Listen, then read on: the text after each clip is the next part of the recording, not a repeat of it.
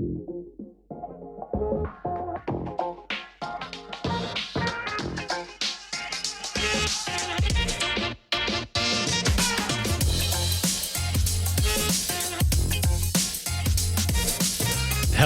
everyone. This is your host, Akeel Jabber, and welcome back to another episode of SaaS District. In today's episode, we'll be talking about the operating system behind sustainable growth. Today, we have our guest, Sarah Jeanneault, joining us. Sarah is the head of marketing and strategy at ProcedureFlow, where she builds scalable growth systems that align strategy, go-to-market, and customer operations across regulated industries. She has led end-to-end commercial ecosystems supporting multi-billion-dollar AUM growth, improving acquisition, retention, and lifetime value through disciplined data-driven execution. She is also a fintech founder with 2 successful exits, and where she now focuses on turning strategy into durable operating models that drive sustained revenue and long-term enterprise value, which we'll talk about today. So welcome, Sarah. Super excited to have you on the show today. Hi, thanks, Akeel. I'm excited to be here. So for people who are maybe first, if you can just help out with our audience, maybe they don't understand too much of how ProcedureFlow works, but you have something called visual knowledge, which is turning kind of the written knowledge and then translating it for the team to use. How does that help? Maybe if you can talk a little bit about that and share with our team, how does that help teams and employees use that, especially when navigating their complex internal processes on a day-to-day basis? Yeah, thanks. And thanks for saying that. I think, knowledge management, it's the word that everybody assumes they know, but doesn't always actually understand what the practicality of what that looks like from day to day. Mm-hmm. And so I kind of start with an analogy of at least thinking about your home. And you have things like a heater and a furnace, and the furnace keeps things warm or cool, depending on where you're living. And it's something that you need.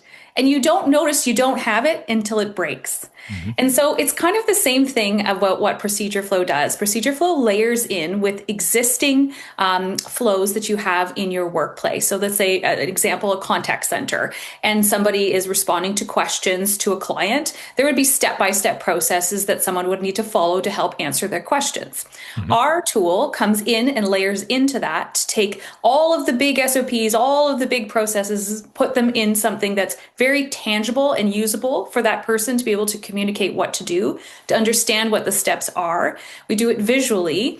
And then we also have the ability, depending on where people are in terms of their AI journey and how that's supporting their technology, we can layer in and link into that also. So we can support either your AI chatbots or the human, depending on where that organization is today.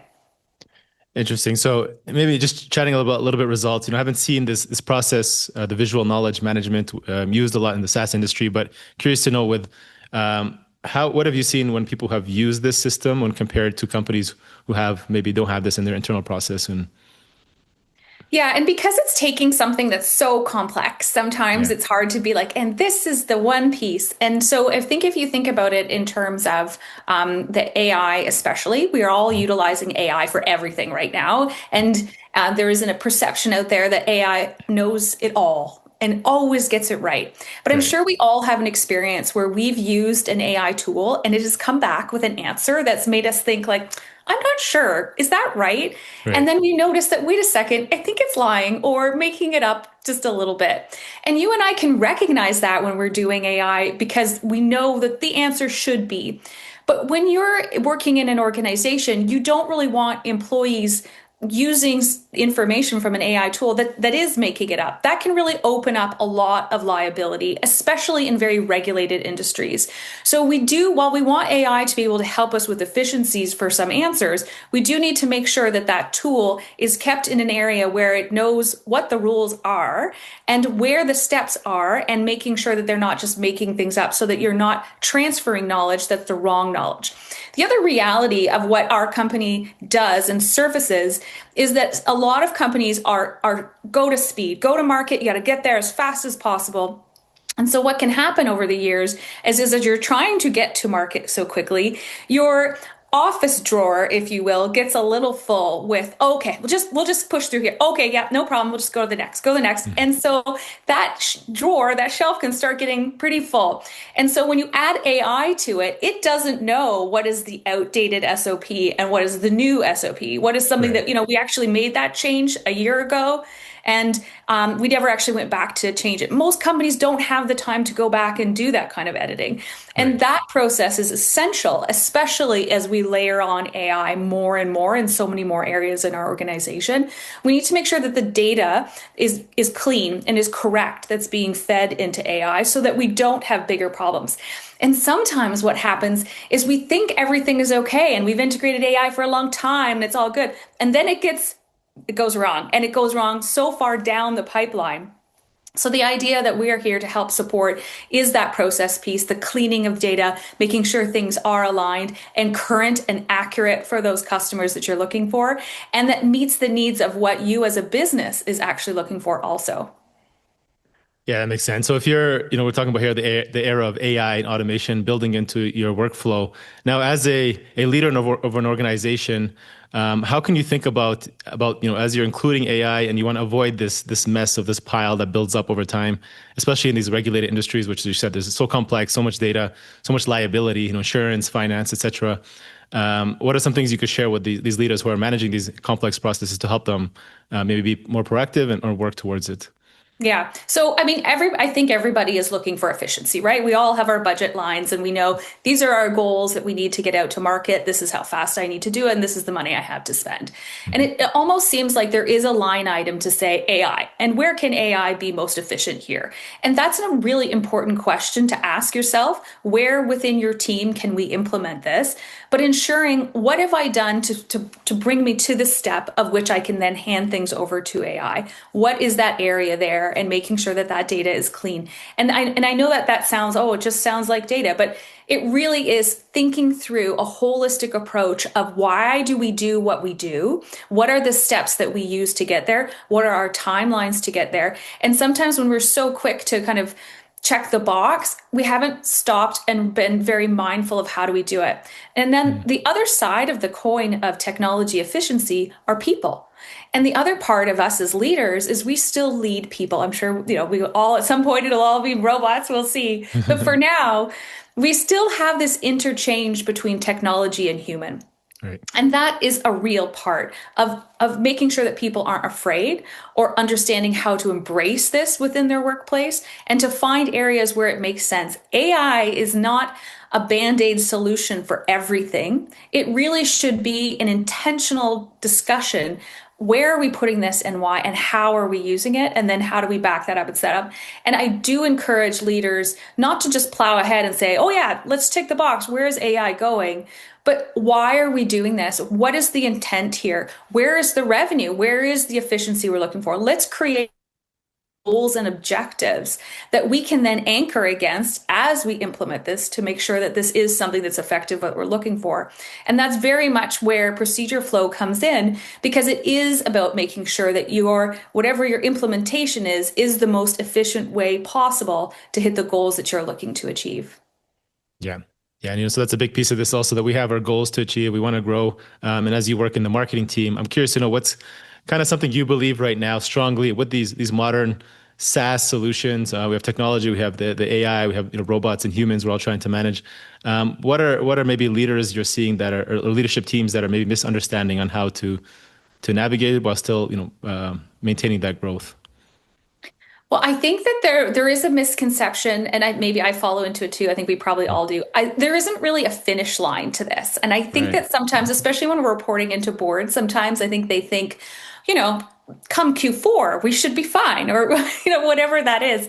And I don't think there's a finish line here. There is a stop and pause and reflect, and let's see how we have done and where are our improvements, where are areas that we can celebrate. But assuming that this will be done at a certain time, I think is something that we as humans, because we're used to having that kind of mentality, like we'll set a goal for ourselves. We're going to achieve this much revenue. We're going to get this many sales, this many contracts, and there's a number to it and it ends. Mm-hmm. But when we're thinking about the integration of AI and its new evolution of how we work, how we have outputs of our products, I mean, it completely changes everything. But it does require us to shift our process in that there isn't a spot in time where it's over, because AI will also continue to change and evolve. So it's almost like we need reminders of that growth mindset as opposed to a fixed mindset in this space. I also think, I mean, I'd be curious what you think too. Like, when we layer in AI, does that change our goal of perfection? Are we trying to now achieve something that's something we never would have been able to achieve before or ever thought that for ourselves? Are we creating a bar that's too high? What do you think? Um, I think it gives you it gives you space to explore. I think that's what I think. I think maybe we're limited on what we can achieve by ourselves sometimes, and we think that this is the bar with what we know. And then I think AI maybe just gives us a tool to maybe expand that thinking a little bit more and maybe try new things, right? And some things we couldn't think by ourselves. So if we have a goal here and we think, okay, this is how we would do it normally, now we have a new way of doing it. It's probably way more efficient, maybe better than I can do by myself, and maybe a bit more creativity to some thoughts to it to how to approach it. So Yeah, and maybe how cool is that, especially as we coach teams, to have a bit more of that growth mindset also to say, you know what, this using this tool today might Mhm. change some of our answers and it Mhm. might change the process that we're going to implement to help support our customer tomorrow. And Yeah, so where is our sandbox and are we creating a sandbox in an organization where it's safe to say, we're going to try to use AI in this area here just to see what it does and to have goals, but to be also okay with it, maybe that part doesn't work. And right, maybe the use of AI in this area isn't something I do need to go back to a human for this process, for this step, and to have a real reasoning why. That really opens up the conversations, I think, of what you can have with teams. But that can be scary also for leaders because that element of control can be given Mhm. up Right. in a boardroom now because we're all having conversations that are elevated. We've all integrated AI in our conversations. They all have different points of view and perspectives, hopefully. And now because that is higher, I mean, are we changing the dialogue and conversations we're having in a boardroom? It's very exciting. It's interesting stuff, right? And I think the challenge is just always learning what to trust, right? From that, it's like, okay, we're giving this trust, we're giving this process with AI as part of our lives as a way to expand ourselves. But like you said, we have to have that maybe it's discernment or be able to our judgment to be able to say, this is actually better Yeah. than what we actually think it will be. So Sarah, you've mentioned you've scaled organizations through multiple stages of growth, and the point of this conversation is really talking about sustainable growth. Maybe you can share. Can you share some maybe leadership lessons that maybe changed the way you operate today as an executive and running a marketing team? Yeah. So, in all of my experiences, I do think it's so important that you still take time to listen to people who are on the front line. Mm, And that can be one of the hardest things to do because when you are looking at a jammed calendar and you have, competing priorities, it's very easy to decline the meeting with someone who's on a front line of a conversation because you can say, you know what, I just don't have time. But those are the critical pieces. And so I do think thinking through the prioritization of your calendar and making sure within that is a well represented messaging system and structure of your organization. You do need to be hearing people that are out with customers and clients that, maybe some sales calls that are working and are not working. Hearing both sides of it are so essential because when you're trying to come up with the strategy or, how are we going to allocate some budget behind what we're doing next, it's so important that you know where are the speed bumps that we're working through and where are the areas that up at the top we thought this was a great idea, but we need to make sure that this is actually something that's efficient and actually building revenue. I mean, it's one thing to do something because you want to do it, but you also have to make sure that this is linking back to something you're really actually trying to get done, which is, build the company, build revenue. So I do think that that is incredibly important to be very, very like a multidisciplinary mindset almost of ensuring that we're talking to different people at different levels of an organization to make sure that you're making those great choices. I also think in the world of AI too, and I mhm. alluded to it before about perfection, we can't forget that we still have to be human beings. And in an organization, working should be fun. We should be pushing ourselves to be our best selves, but we also need to stop and celebrate when we've done a great job. We need to be open to saying, you know what, I tried this and this idea didn't work, and that's okay. And I Yeah. think that's also so important. And we always, everyone evaluates themselves based on the numbers in an organization, super important. But the people, the work culture, that what people can produce, and then how that links into our revenue targets, I believe, are what's incredibly important. And if I look back on the people I've worked with over the years, it's that incredibly strong team that's made me here where I am today. I mean, I've worked hard too, but I also know that I have been surrounded by some incredible people who have helped me get there. And it's my responsibility to help move that forward and to help to continue to bring other people and give them opportunities too. So when I look back at my success, and I've had both that entrepreneurial, founder, done this myself, sold, and I've also worked in really large financial organizations at the top, and it's a very different experience and perspective.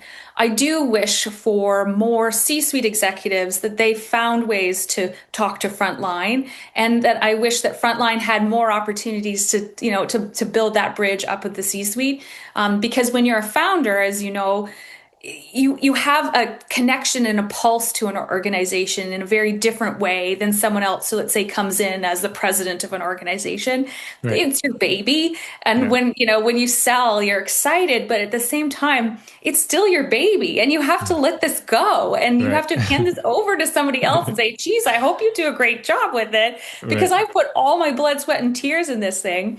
And then when you work for a large organization, as much as you want to say you put your blood, sweat, and tears, you do, but it's not the same. It's not the same, no. No. Yeah, that's interesting. So I guess it's, really being able to listen and make time, like you said, to really care with your team, listen to everybody around you. I'm wondering if that could be replaced or built in with AI. I don't know if that's a process that will be built at some point, but see, so that's the part that I hope doesn't right? built into AI. And not that I want to be a downer on AI. Clearly, there's an efficiency tool for everything in an organization, but I do hope that we don't lose the fun and the emotional side and the connection of what work can bring. Right. AI can help us with that, certainly help bridge conversations and or even conflict resolution, perhaps. But it's, I hope our souls, as we work in places, still exist. Exactly. I think that's the part that still makes it interesting, right? Yeah, absolutely. Yeah. And changing. That's the most fun part, is that every year, I think everybody would be able to relate to that, as the market shifts and changes, so does your job, and so do the goals of the company. And all of that means the shift and evolution of everything that's happening on your day to day. And that part I find very fun and exciting. So I hope that continues. Yeah, that continues. That part can continue to evolve. So when you're thinking about aligning, go-to-market, product, and customer operations, I guess you work among all those. What do you see as where most companies will maybe most commonly break down? And maybe how can leaders fix it beforehand, before it impacts growth? So I'd probably say to you that I don't think they'll fix it before it'll impact growth. Probably not. Because the reality is so many leaders are trying to push and hit it. So I think what's most realistic is that you identify when there are risks that do come up, and then figure out, okay, do I need to pivot here, or how can I make some adjustments? Because most of your viewers, or all of us out there, have already made a ton of decisions ahead of time and said, we're just going down this path and doing this. But to just recognize those moments of feedback, and what, this is working, this isn't, this is where I need to pivot, this is where I need more help. And operationally, and I think that's one big thing in ProcedureFlow, is we're not only are we providing a tool to layer in with your tech stack or within your organization, depending on how many SOPs you have, but also just how can we work through the process of understanding why are you working the way you are, and where are there areas to be most efficient? How can we help map that out so that you can continue to be more? And it will be an evolution as also those organizations continue to shift and change. So we're kind of with you along your journey. And what's unique about ProcedureFlow also is its ability to be so adaptable. We've been around a long time, so we've been very relevant for a human-only office and organization. And now as we move into AI and this agentic AI piece that's also helping us, this is a whole new conversation and a new evolution and opportunity for organizations. And we're here to kind of service both. We believe in AI, but we're not forgetting about the humans that also work in the space. Absolutely. Yeah, it's interesting. You've built, and worked on both the enterprise, operating systems. Then you also mentioned, fintech startups. So you've seen both worlds. Can you share maybe what have you seen as the differences between maybe scaling efficiently and then scaling responsibly. Maybe those are maybe two words. And why does that distinction matter more today? Even more so with integrating AI into that process. So I think that founding organizations or smaller entrepreneurial companies are just so good at being efficient. Right. And one thing that drove me crazy being in a larger enterprise, if I'm allowed to say it, is that they can solve problems by throwing money at a problem. But there are so many organizations that we can't do that. We need to solve for it and we need to be creative and we need to sit in a room with a whiteboard sometimes and old school, like, what are some possibilities here? And that drive and willingness to constantly improve is something that I wish for more large organizations to work through, to have that. Like, I know there isn't more dollars in this pocket to pull out to fix this problem. Like, how Right. do we organically work through this? But to me, that's the energy and the excitement and the fun part of figuring it out. Because when you do figure it out as a team, not only you as a team have you completely built an incredible team that can create some good efficiencies and that builds like bonds, long-term health in terms of the work culture. But you've also solved a problem and you've done it without the money because then the money does come and it is that creative process. And that's just an incredible piece that I wish that entrepreneurial or smaller organizations, I hope they value that because that is why you're here. You're special because you are able to figure that out.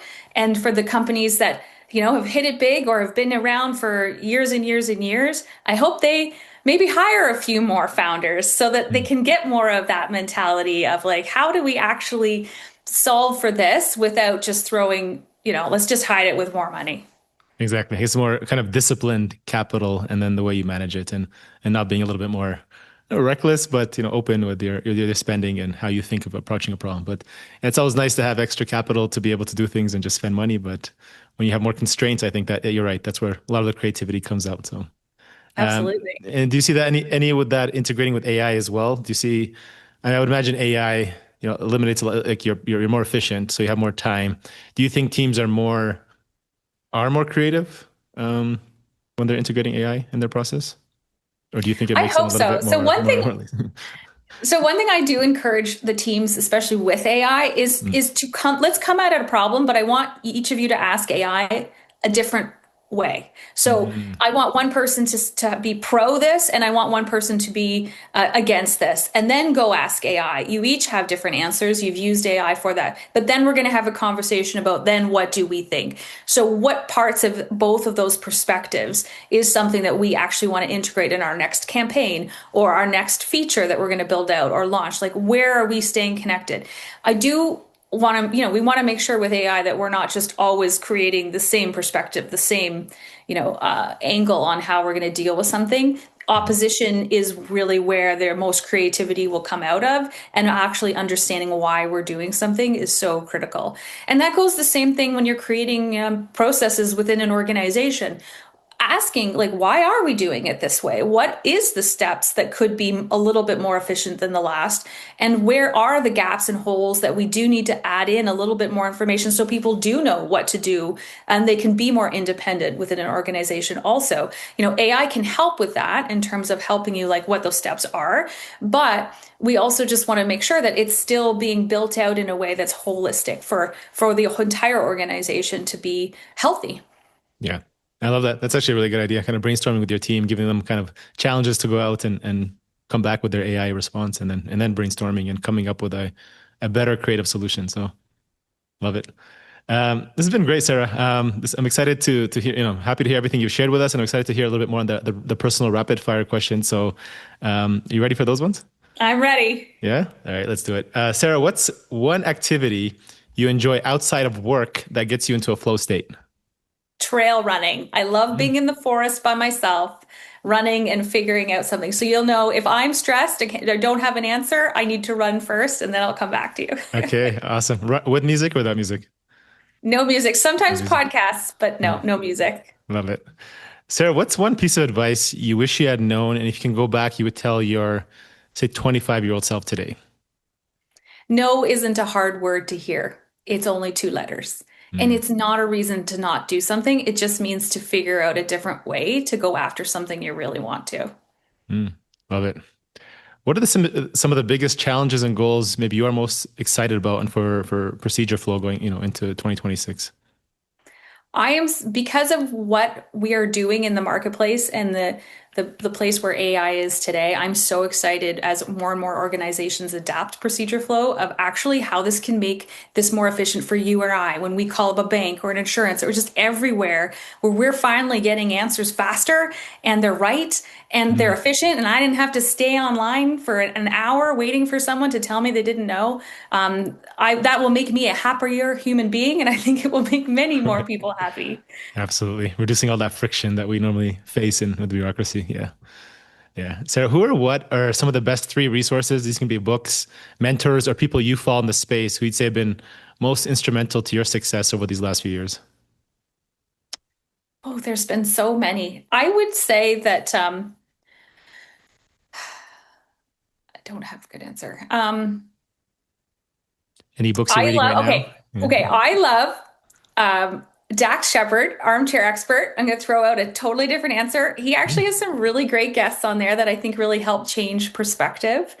I think some people on my team, shout out to Lisa Brody, just people that help push your thinking on a day-to-day basis. I'm very appreciative of that. And the book, Hard Things About Hard Things. Yeah. That's a good one. That's a good one. Yeah. Love it. Hard Things About the Hard Ring. Yeah. The Horowitz.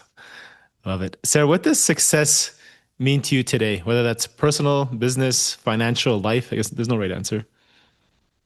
Well, I think I've had some financial success in my life. Today, I really look for impact. Like, how can I be the most impactful with the people that I work with in work, where I can feel like each day was like, yeah, that was a good day. I actually did something. I contributed and I made a positive influence. Love it. So feeling the meaning in your work and your impact of what you do and your creativity. Love it. This has been great, Sarah. I appreciate everything you've shared with us. Where can founders, anybody listening into our audience, get in touch with you, learn more about you, learn more about ProcedureFlow? Where's the best place to get in touch with you? Yeah, so company is ProcedureFlow.com. But yeah, reach out on LinkedIn. Happy to connect and look forward to hearing all the stories that people want to share with me too. Awesome. Thank you. We'll add the links to the show notes and also the books you mentioned and suggestions. And make sure to say hi to Sarah and check her out on LinkedIn as well. So thank you so much for your time today. Thank you. Thank you. Thank you all for watching this episode and joining SaaS District today. Don't forget to like, subscribe, and hit the bell for future episodes where we interview top leaders in the SaaS industry. If you're a SaaS company looking to grow and unlock the true value of your business, get in touch with us at Horizon Capital, and myself or one of our consultants will provide a free assessment to help you get there and hit your goals. If you have any feedback or suggestions for this podcast, please comment down below and help us improve our content for you all. Thanks again and see you on the next one.